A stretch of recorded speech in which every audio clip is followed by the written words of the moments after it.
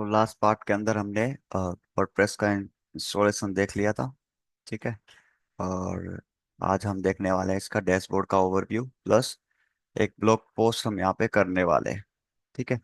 तो ये कुछ डैशबोर्ड है हमारा वर्डप्रेस का। तो दोबारा से मैं एक बार बता देता हूँ। जो हमारा जिस डेस्टिनेशन पे वर्डप्रेस को हमने इंस्टॉल किया था, ttgyan.tech/mk/wp-admin, ये यूआरएल बनेगा आपके डैशबोर्ड में लॉगिन करने के लिए। Every time you wanted to log in to your WordPress site, just /wp-admin आप वहाँ पे डालो यूआरएल के अंदर जहाँ पे वर्डप्रेस इंस्टॉल्ड है। आप कहाँ पे रिडायरेक्ट कर जाओगे? वर्डप्रेस में रिडायरेक्ट कर जाओगे आप। ठीक है। यूजर नेम और पासवर्ड मांगेगा जो हमने बनाने के टाइम पे सेव कर लिया था। ठीक है। आप क्या करो, उसको डालो और आप वर्डप्रेस के अंदर कुछ इस टाइप से डैशबोर्ड के अंदर लॉगिन हो जाओगे। ठीक है।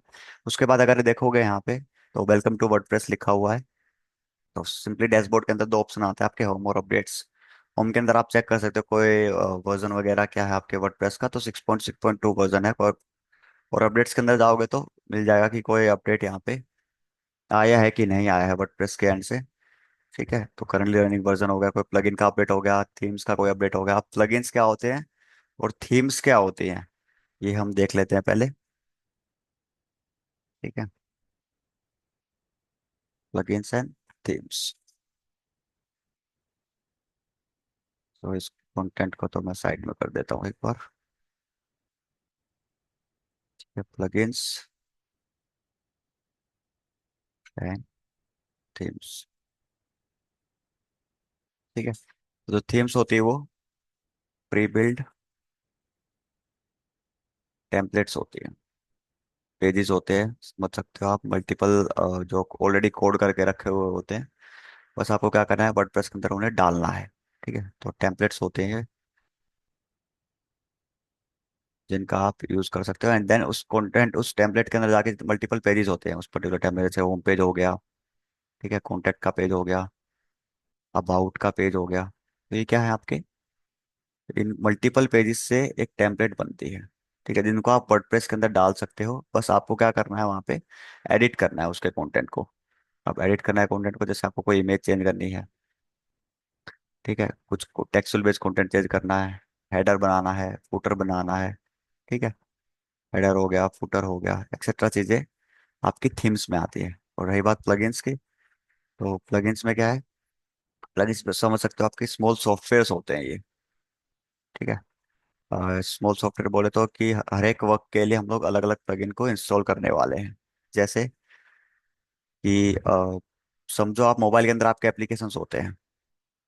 ठीक है।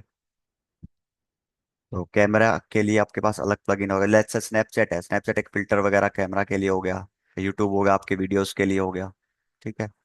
इंस्टाग्राम आपके सोशल मीडिया स्क्रॉलिंग वगैरह के लिए हो गया, रील्स वगैरह के लिए हो गया। ठीक है। तो अलग अलग यूज के लिए आपका आपके पास क्या है, मोबाइल के अंदर अलग अलग एप्लीकेशन है। वैसे ही वर्डप्रेस के अंदर आपके पास क्या है, प्लगइन्स होते हैं। तो हम यूज करने वाले हैं। ठीक है। अब फॉर एग्जांपल अगर आपको कोई कॉन्टेक्ट फॉर्म बनाना है, ठीक है, बनाना इन द सेंस कि मैन्युअली नहीं बनाना कोड करके, तो आप इसके अंदर प्लगइन्स आते हैं। कॉन्टेक्ट फॉर्म 7 हो गया। ठीक है। इस नेम से क्या है, एक प्लगइन है। WP फॉर्म्स हो गया। ठीक है। और बहुत सारे। ठीक है। हेडर बनाना है तो WP हेडर एंड फुटर हो गया। कुछ स्क्रिप्ट लिखनी है तो उसके अंदर आप लिख सकते हो। ठीक है। कुछ बैकअप आपको क्रिएट करना है तो उसके लिए अलग प्लगइन आता है। ठीक है। बैकअप के लिए कौन सा हो गया, अपड्राफ्ट प्लस नेम से एक प्लगइन आता है, और बहुत सारे होते हैं। वेबसाइट को माइग्रेट करना है। ठीक है। माइग्रेट करना मतलब एक प्लेस से दूसरी प्लेस पे ले जाना। तो उसके लिए क्या हो गया आपके पास, WP माइग्रेशन और एक्सेट्रा। वर्डप्रेस के थ्रू भी कर सकते हो आप, सॉरी, अपड्राफ्ट के थ्रू भी कर सकते हो, और WP माइग्रेट की हेल्प से भी आप कर सकते हो उस पर्टिकुलर प्रोसेस के लिए यूज। तो ये क्या है, अलग अलग प्लगइन्स होते हैं। कॉन्टेक्ट फॉर्म 7, WP फॉर्म्स, है ना। सिक्योरिटी के लिए आपके पास कौन सा प्लगइन आता है,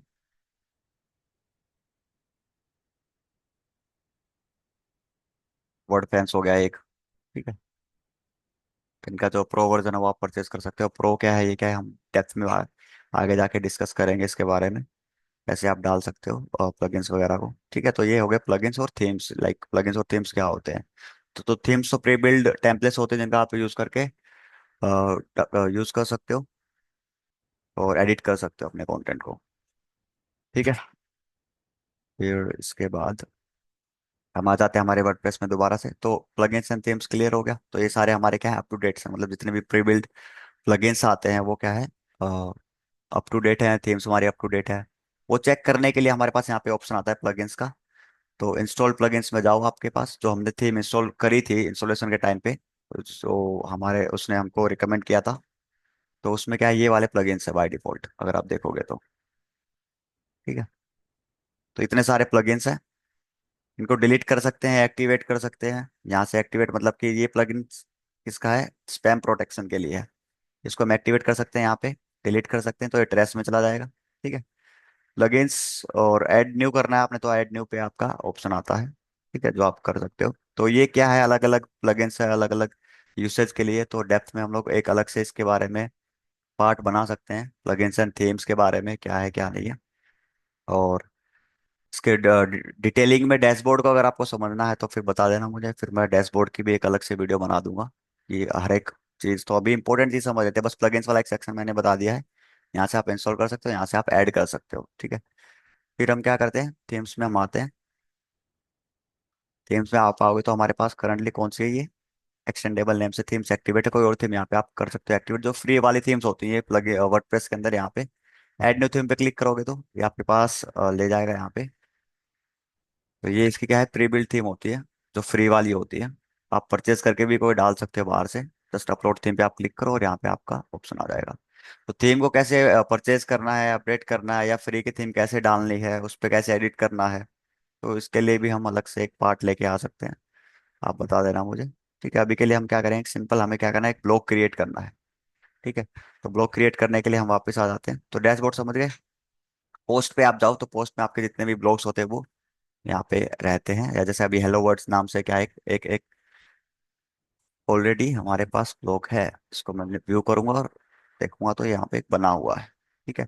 एक नया ब्लॉग बनाना है तो ऐड न्यू पोस्ट पे आप जाओ, ओपन लिंक न्यू टैब करो, तो यहाँ पे हमारे पास आ जाएगा।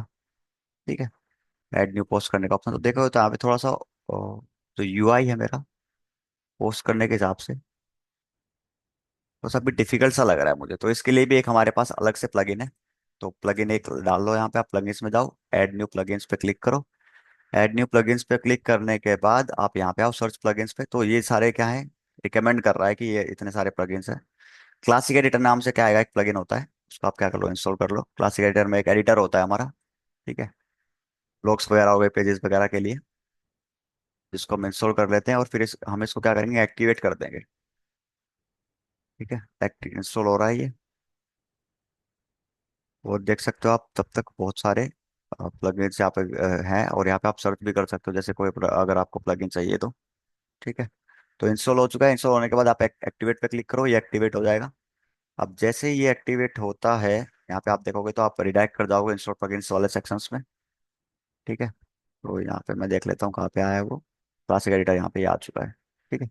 तो ये देखो, जो ओल्ड स्टाइल होता है इनका एडिटर, उसको आप जस्ट यहाँ पे रिलोड कर दो, एक न्यू स्टाइल आ जाएगा आपका एडिट करने के लिए। थोड़ा इजी हो जाएगा यहाँ पे। ठीक है। ऐड टाइटल, और यहाँ पे आप क्या कर सकते हो, अपना कंटेंट यहाँ पे लिख सकते हो। ठीक है। तो पोस्ट के अंदर आप बेसिकली ब्लॉग्स वगैरह लिख सकते हो। मीडिया में आपकी जो इमेजेस वगैरह रहती है वो होती है।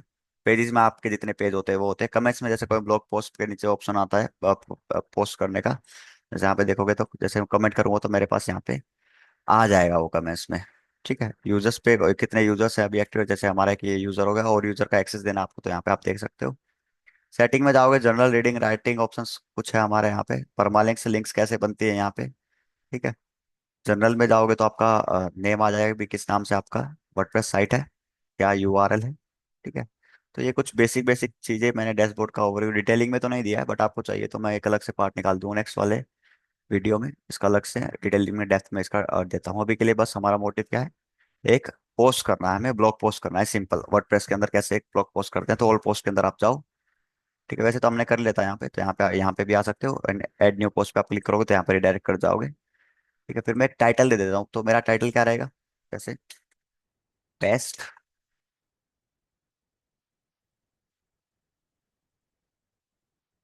या फिर how to earn money through ChatGPT. ये मेरा क्या है, टॉपिक है, एक टाइटल है मेरा ब्लॉग का। ठीक है, अभी के लिए एग्जांपल के लिए मैंने ले लिया है, तो मैं क्या करूँगा, कंटेंट लिख सकता हूँ यहाँ पे। ठीक है, तो कंटेंट लिखने के लिए सिंपली अभी के लिए मैं चैट जीपीटी का यूज़ करूंगा डेमो कंटेंट के लिए। और यहाँ पे मैं डालता हूँ, ये कुछ एक्सटेंशन आए मेरे पास, numerator 100% unique SEO optimise article पे मैं क्लिक करूंगा। ठीक है, यहाँ पे मैं डाल देता हूँ, और इसके बारे में क्या कर देगा ये, एक आर्टिकल लिख के देगा मेरे को, एक ब्लॉग लिख के देगा मेरे को, जो मुझे सिर्फ कॉपी एंड पेस्ट करना है यहाँ पे। तो हम यहाँ पे कंटेंट राइटिंग की क्लास नहीं बना रहे हैं, अगर आपको उस पर चाहिए वीडियो तो वो भी हम ले आएंगे आगे जाके, कि कैसे आप कंटेंट बना सकते हो, कैसे जनरेट कर सकते हो थ्रू चैट जीपीटी, और उस यूनिक कैसे बना सकते हो, एसईओ ऑप्टिमाइज कैसे बना सकते हो। ठीक है, तो वो वाला भी एक वीडियो आ जाएगा। ठीक है, अभी के लिए बस मैं कॉपी करता हूँ इसको। कॉपी करने के बाद जैसे लिख ही रहा है अभी तो,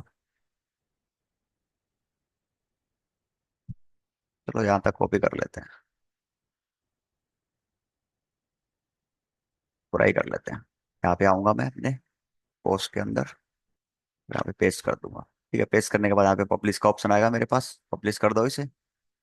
एंड पब्लिश करने के बाद एक यूआरएल बन के आ जाएगा, पर मान लें कि यूआरएल स्लग एक ही बात होती है। यहाँ पे आप आओ, राइट क्लिक करके ओपन लिंक न्यू टैब करो, तो ये इस यूआरएल पे क्या होगा, ये ब्लॉग आपका पोस्ट हो चुका है। ठीक है, तो किसी को भी आपको ये इस पर्टिकुलर पेज का यूआरएल देना है तो आप यहाँ से दे सकते हो। तो जो भी होगा पर्सन वो आपका ये ब्लॉग देख सकता है। तो ये तो सिंपली हो गया ब्लॉग्स का। ठीक है, यहाँ पे आप इसका एडिट भी कर सकते हो, यूआरएल यूआरएल कैसे एडिट करना है कैसे नहीं करना है। तो ये तो सिंपल एक वीडियो थी ब्लॉग पोस्ट के ऊपर, कि आप एक वर्डप्रेस के साइट के अंदर पोस्ट कैसे करते हो, एक ब्लॉग को पोस्ट कैसे करते हो, तो ऐसे हम पोस्ट करते हैं। ऑप्टिमाइज कैसे करना है कैसे नहीं करना है वो एक अलग सिनेरियो है। ठीक है, तो उसके लिए हम अलग से वीडियोस लेके आएंगे आगे जाके। ठीक है, तो आज के लिए हमने क्या कर लिया है, पोस्ट करना सीख लिया है वर्डप्रेस के अंदर, एक ब्लॉग पोस्ट कैसे करते हैं। तो आप भी इसको ट्राई करें एंड फिर मेरे को बताएं। मिलते हैं नेक्स्ट पार्ट के अंदर, वर्डप्रेस के डैशबोर्ड के बारे में डिटेल्ड ओवरव्यू मैं दूंगा जिसमें, ठीक है, एक एक पार्ट समझाऊंगा। ठीक है, और प्लगइन्स के बारे में, थीम्स के बारे में अगर आपको डिटेल में चाहिए तो वो भी बता सकते हो आप मेरे को, कमेंट्स में बता देना। ठीक है, तो मिलते हैं नेक्स्ट क्लास के अंदर।